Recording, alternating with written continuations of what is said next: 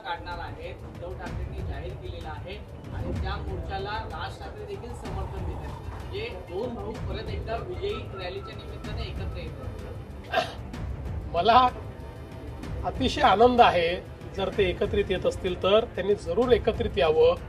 फक्त मी कालच म्हटलं राज ठाकरे आम्हाला प्रश्न विचारतात तोच प्रश्न त्यांनी उद्धव ठाकरेंना विचारला पाहिजे की तुमच्या काळामध्ये 1ली ते 12वी हिंदी सक्तीचा निर्णय का घेण्यात आला हा प्रश्न कधीतरी विचारला पाहिजे।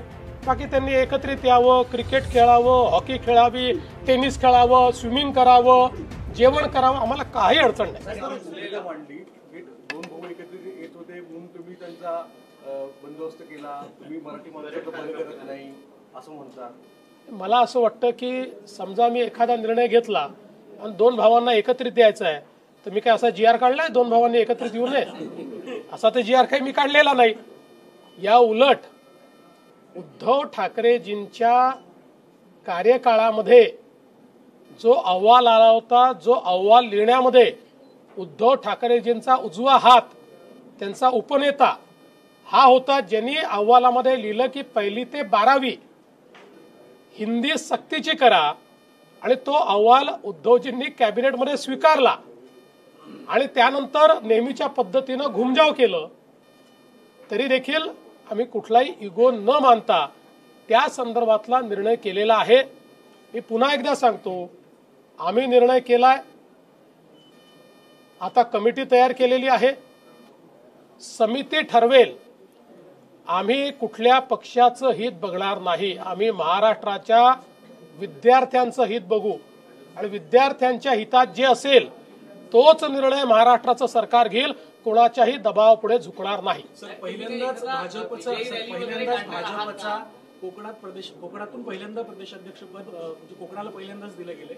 यापुढे काही कोकणासाठी विशेष योजना किंवा विशेष काही हॅपनिंग्स कोकणामध्ये पाहायला मिळतील? निश्चितपणे कोकणामध्ये आमचा विस्तार हा गेल्या काळात अतिशय चांगल्या पद्धतीने झालेला आहे आणि विशेषतः या विस्तारामध्ये श्री रवींद्र चव्हाण यांचा एक विशेष मोलाचा वाटा राहिलेला आहे आणि म्हणूनच मला असं वाटतं की त्यांचं काम हे केवळ कोकणापुरतं मर्यादित नाही, महाराष्ट्रातही त्यांचं काम आहे। महामंत्री म्हणून महाराष्ट्रात त्यांनी काम केलेलं आहे। कोकणामध्ये आम्हाला विस्ताराला स्कोप खूप आहे। अर्थात आमची महायुती असल्यामुळे काही ठिकाणी आम्हाला मर्यादा आहेत, काही जागा आम्हाला लढता येत नाहीत, पण आम्हाला संघटन वाढवायला तर कुठे मनाई नाही आहे। त्यामुळे कोकणातल्या कानाकोपऱ्यात आमचं संघटन उभं आहे। विजयी मोर्चा काढणार आहेत उद्धव ठाकरेंनी जाहीर केलेला आहे आणि त्या मोर्चाला राज ठाकरे देखील समर्थन देत आहेत। जे दोन भाऊ परत एकदा विजयी रॅलीच्या निमित्ताने एकत्र येतात।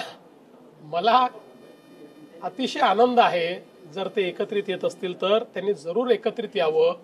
फक्त मी कालच म्हटलं राज ठाकरे आम्हाला प्रश्न विचारतात तोच प्रश्न त्यांनी उद्धव ठाकरेंना विचारला पाहिजे की तुमच्या काळामध्ये 1ली ते 12वी हिंदी सक्तीचा निर्णय का घेण्यात आला हा प्रश्न कधीतरी विचारला पाहिजे। बाकी त्यांनी एकत्रित यावं, क्रिकेट खेळावं, हॉकी खेळावी, टेनिस खेळावं, स्विमिंग करावं, जेवण करावं, आम्हाला काही